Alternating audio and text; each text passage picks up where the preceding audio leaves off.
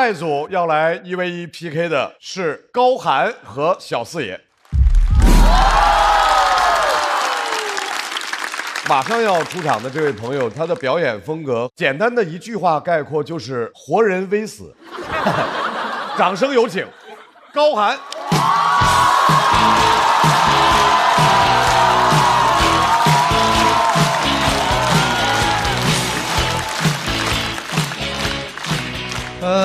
朋友们，还有楼上的朋友们，下午好哈。我叫高寒。其实我是一个富二代。我爸是养鸡的，养了1万只鸡，村里人都管他叫养鸡大王，也有人管他叫蛋总。作为养鸡大王的儿子，养鸡王子，我觉得鸡很可怜，鸡没有人权。就为了不浪费饲料，长得慢的鸡我们会把它吃掉。小规模养鸡不用这样，但咱家养鸡场是个大厂，大厂就得搞末位淘汰。哇，狼性文化，这种狼性文化让我天天吃鸡。它不是一般狼性文化，它是黄鼠狼性文化。天天吃鸡。当时我上小学1年级，我同桌问我，他说：“高寒，今天星期几？”我说：“不知道你星期几，反正我天天星期4。”就是这么疯狂，写日记都是狂人日记，一翻开满本写了2个字儿：吃鸡。当时真的同学们都嫉妒我，都恨我。总有刁民想害养鸡王子。下课莫名其妙有一个同学就过来指着我说：“你家鸡饲料里放激素了。”给我说愣住了，没放，但是我慌了。我说：“对呀、激素咋的了？鸡爱吃素。”哎呀，这段剪掉。我问鸡了，我说往你饲料里搁点激素行不？这个鸡说：“哎，搁。”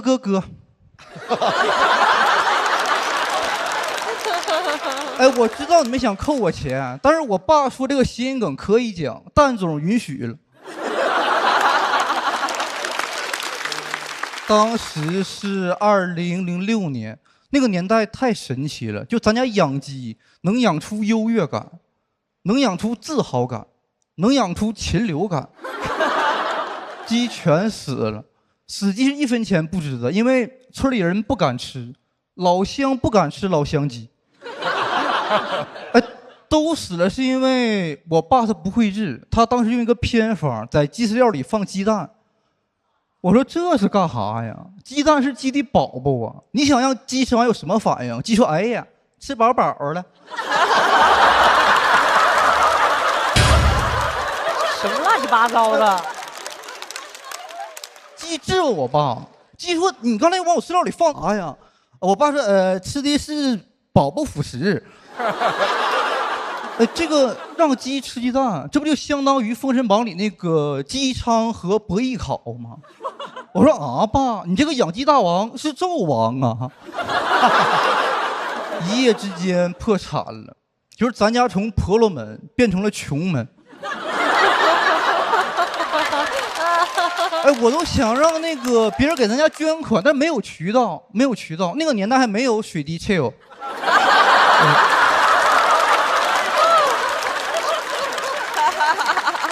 太逗！我爸真的完全不会治，一点医疗知识没有，他就是用4天学给鸡打针，用4天学给鸡吃药，他是那种4+4，所以他不会治。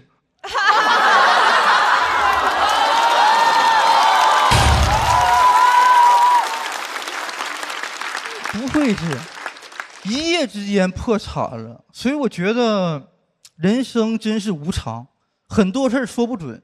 要不是因为禽流感疫情，养鸡王子不可能在这儿取悦你们这些老百姓。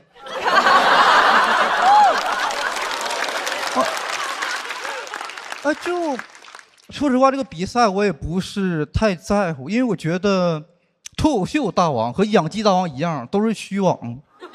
当大王了又能怎么样呢？都跑对面去了。有的大王都不讲脱口秀了，有的大王都不能讲脱口秀了。哎，就剩一个呼兰在股市里被资本家像猴子一样戏耍，对面节目的大王甚至就是猴子。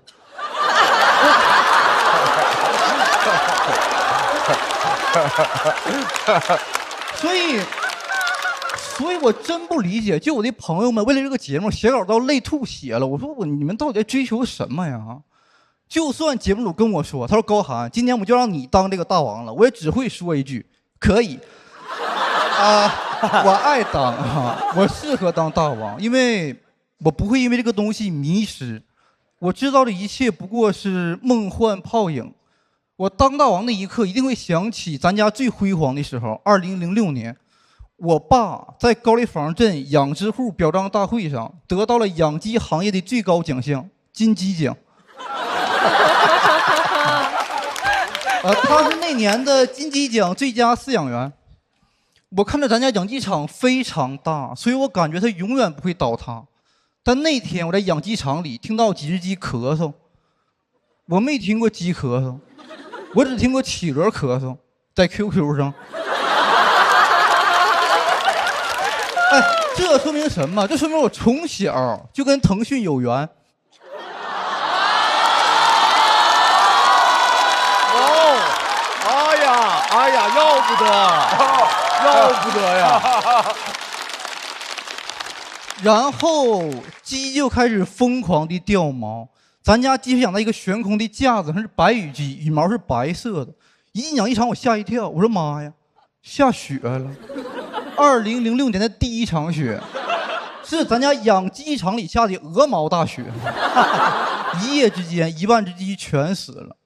那天我爸没睡觉，他在养鸡场发了一夜呆。第二天早上我过去找我爸，我说爸，咱们的人生还有希望。我爸说，有鸡毛啊。讲到这儿，谢谢你们。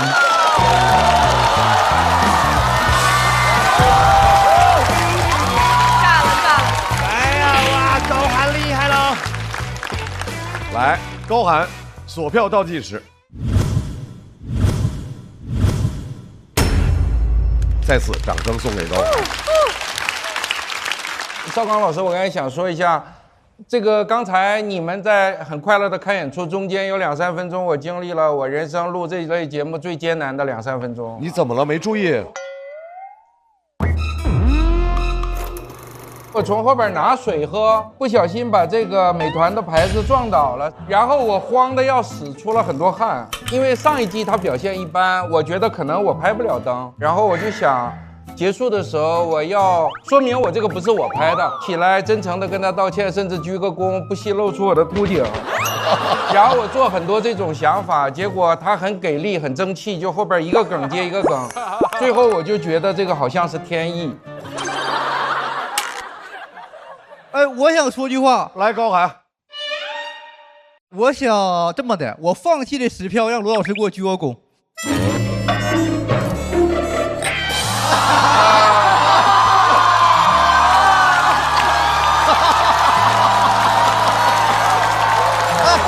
开玩笑的啊，开玩笑的。哎，别，老师，别，老师别老师了。No，坐下，不能管这孩子，不能管这孩子，什么玩意儿？坐下。首先，别老师，别，我开玩笑的。我有更好的建议，就是说我保留这10票给你鞠个躬。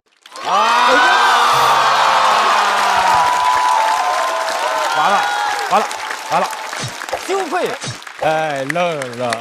疯了。哎，高寒，假设啊，刚才和你 PK 的是贾浩，哎，你觉得你俩谁赢？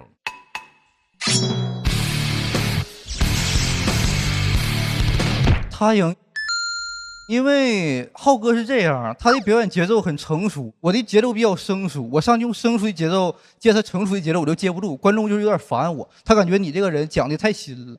张老师，哎，浩哥，高寒他私下不是这么说的啊，大娘。他昨天在化妆间当着另外几个新演员说，我这季想打贾浩，被我听到了啊。你把你昨天说的话说一讲。哦，那其实我昨天说想打的贾浩算咖位比较小的。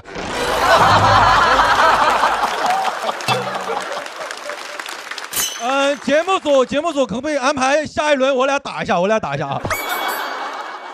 哎，你是不是小时候被鸡多过呀？这多过你。高寒，为了安全，去旁边休息一下。我赶紧跑，我走了。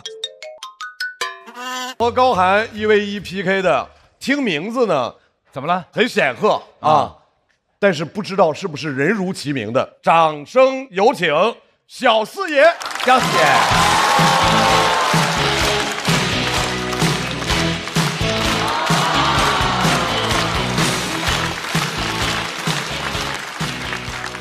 啊，大家好，我是小四爷啊，谢谢啊，我是个穷二代啊，我现在在上海租房住，啊，前两天我室友突然跟我说，觉得住在上海这种钢筋水泥鸽子楼的房子住起来很压抑，想住海景房，我说你也别光聊天，你继续喝。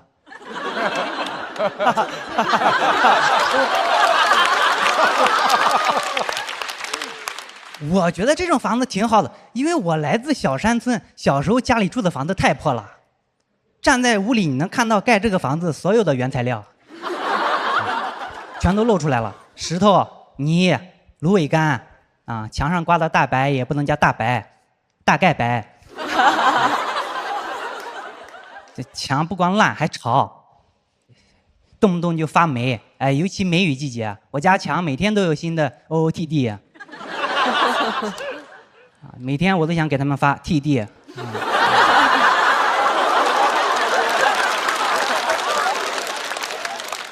为了遮住这些烂墙，我爸也会往上面贴旧报纸什么的，这些我都能理解。哎，但我不能理解的是，他会贴一些不太恰当的成语典故，持之以恒。我说爸，咱们家这么破，还要持之以恒吗？那你可真是无恶不作。但是贴了也持续不了多久，贴一层烂一层啊！我爸又在持之以恒上面贴了世界地图。我10岁的时候就发现，这个世界烂透了。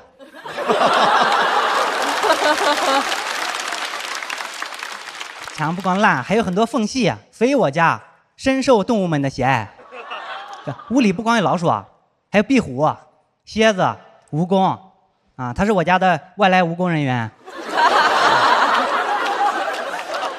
黄鼠狼也经常来我家，虽然动物多，但是一样都不能少，因为我后来发现，壁虎吃蝎子，老鼠吃壁虎，黄鼠狼吃老鼠。哎，你们敢信吗？我家居然有一条食物链。不过我爸经常打破这条食物链，抓蝎子炸着吃。刚看到的时候我也很震惊，我说爸，你吃蝎子，那壁虎吃啥？我爸说没事啊，壁虎能吃蚊子啊。我都安排好了，所以我们家经常吃蝎子，哎，确实挺好吃的。长大之后才知道，蝎子一直都很贵，现在一查要600-700块钱一斤，哎，我都不敢算。哎，我爸一算，一家4口20多年，吃掉上海一套房。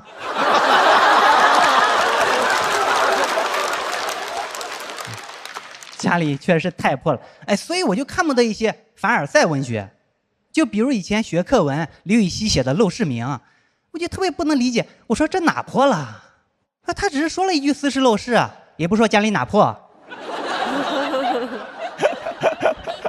啊，就开始唯吾德馨。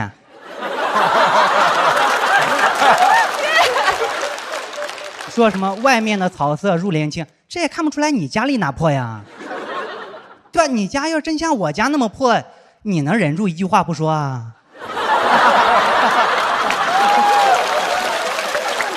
写到后面，刘禹锡自己都怀疑，还问说何陋之有？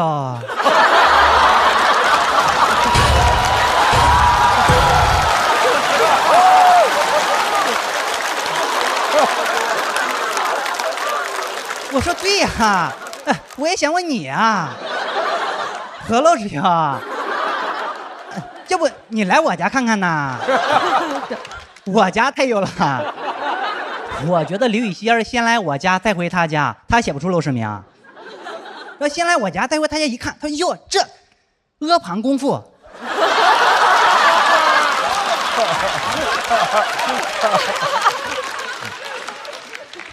当然大家不要误会，我也不是因为我家破就很骄傲啊，也不是这个意思。住在这样的房子里面，我还是挺自卑的。我只会和一个村的同学玩，因为一个村呢，他们早就知道我家有多破了。对，他们家住的都是楼房，但是他们来找我的时候，我还是有点自卑。虽然他们也不会说我家破什么的，但我知道他们只是看破不说破。所以我就不想让任何人来我家。但我也是没想到，有一天英语老师突然拉个电视说来修电视，我爸会修电视，我觉得让老师知道我家这么破，真的太丢人了。但我觉得老师好像，他应该只是知道这家人会修电视，他不一定知道这是我爸，对吧？啊，所以我就说，我说，哎，老师哈，你也来修电视啊？那你先修吧，啊，我先走了。结果老师说你爸给你修电视还要排队啊？啊，我说啊，对啊，确实不用排队啊，那我插你前面了啊。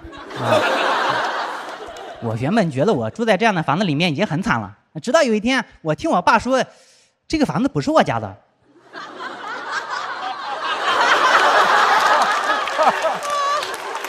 我家没有房子，这房子是我舅的，借给我们住的。哎，我当时就被这个破房子弄破防了。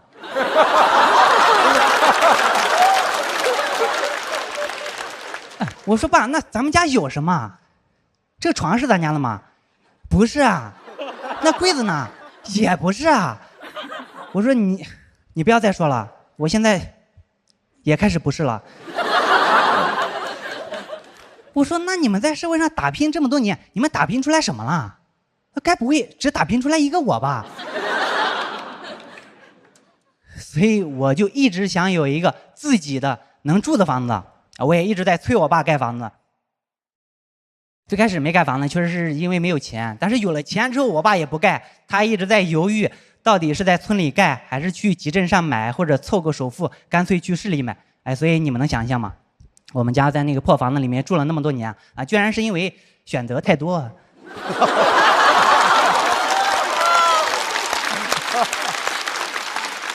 不过前2年我家终于在村里盖了新房子了，啊，盖的确实有点晚了。就我8岁的时候想要的玩具车，你20岁的时候再给我已经没有意义了。啊，想要的房子就像罐头一样会过期。啊，因为我现在想要上海的别墅啊。盖的确实有点太晚了，所以我对我爸其实是有一些怨言的，就体现在比如说他现在总是催婚，但我不想结，我完全就有理由回应他啊。他说你不结婚，那我在亲戚朋友面前抬不起头来怎么办？那就像我小的时候一样自卑不就行了？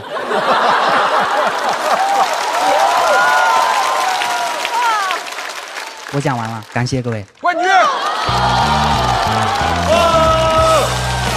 害厉害厉害厉害厉害！小四爷锁票倒计时，来，再次热烈的掌声！厉害厉害厉害！我最喜欢就是他那个小四爷怒怼刘禹锡那一段，太绝了，太精彩了，就太有画面感了。咱们4个是一起拍的灯吗？对，他这个河漏之友，你知道我一直有一个我不知道算不算恶趣味，我特别喜欢就是重新解读我们小时候学的所有的课文、所有知识的那些梗，我特别喜欢。还有，我觉得小四爷是第一个，就是你从第1句开始就基本上赢得了我，你基本第一个梗开始就一直越来越炸。对，我觉得这是特别特别牛的一点。唱歌有一种叫开口跪嘛，就第1句直接就炸了，然后他就这个效果。但是他更厉害的是，因为他第1句抓到你，他后面就要更厉害。对，而且他的谐音梗也一点都不 low， 他中间有2个谐音梗。河漏之友，对不对？一点都不 low， 河漏之友啊，河漏之友。完了，我还想说一句是这场是很罕见的一次穷二代和富二代的大 PK。然后我们在这个脱口秀的历史上，一般都是穷二代会胜出啊，是不是？这个大范围的观众会感情上对穷二代更认可或者怎样？我觉得完全不是。今天虽然高寒在我心目中也是当之无愧的决赛级选手，但我觉得还是比他略逊一筹。所以从这个意义上，我想警告一下，留给中国富二代选手的时间不多了。你们如果不努力的话，会被穷二代彻底淘汰。对，非常牛，非常牛。谢谢。你是从哪年开始演？对，怎么就开始啊？最早就是觉得大学毕业可能找不到一个好工作，然后挺喜欢脱口秀的，你知道，所以就想想试试能不能来讲脱口秀。但是我当时在上海是完全是个新人，也没有上台的机会。然后当时得感谢四笑喜剧老板，对、他说让我去应聘那个就是在门口检票可以给上台机会，对，所以感谢四笑喜剧，感谢。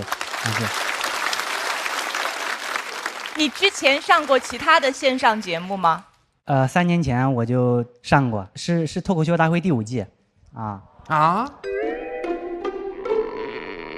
对啊，是海选还是进了节目？进了节目，然后一轮淘汰吗？对，表现很差，所以记不进，所以很正常。哎，那年我有吗？没有，大张伟老师在。哎，对了，我就知道到我这儿了，整半天了，我说我怎么走啊？这个地儿，这都有这么多光啊！你有印象吗？哎，我叫你车到了是不是？哎，是不是我这边没有？哎，但是也得这么说啊，就是说那个，对，然后那个什么？咱不能说今天的进步是不是过去那个没有今天这么精彩？其实当时是因为没有讲好，初茅庐是吧？当时是1年嘛，当时第1年。对，还不到1年，还不到1年那时候。所以大老师当时没给你拍灯，对吧？对，是的，啊。请说重点，咱就是说常驻到现在，只剩我这一人就开始捣鼓以前的事儿，是不是？没事，以后拍灯机会还有。对，就是希望老师。谢您吉言啊！哎，我特别想听听咱们这位先生高寒，你觉得怎么样？其实作为一个同行来说，我前2天听小四爷开放麦嘛，我感觉如果他把那个河漏之友这段放在收底的话，我一个同行觉得啊，这票数可能会更高，但是我怕他把我赢了，我就没跟他说。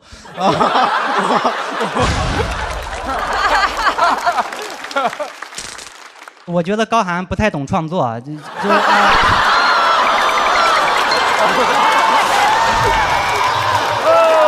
加油！说对了，他还不懂礼貌。2位来了，请在位置上站好，我们来要看票数了。他们的票数是。还可以，挺满意的，因为几乎不紧张。比我想的好吧，但是其实我感觉段子没有去年的段子好，但是我的状态可能变好了。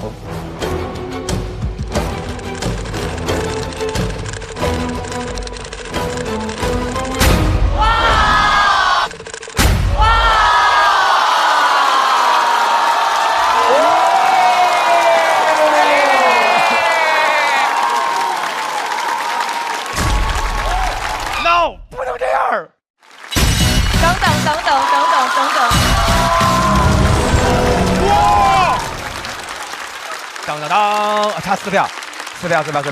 大老师，你用了你的等等灯。对，必须的。恭喜小四爷、高寒进入到晋级区，掌声送给2位。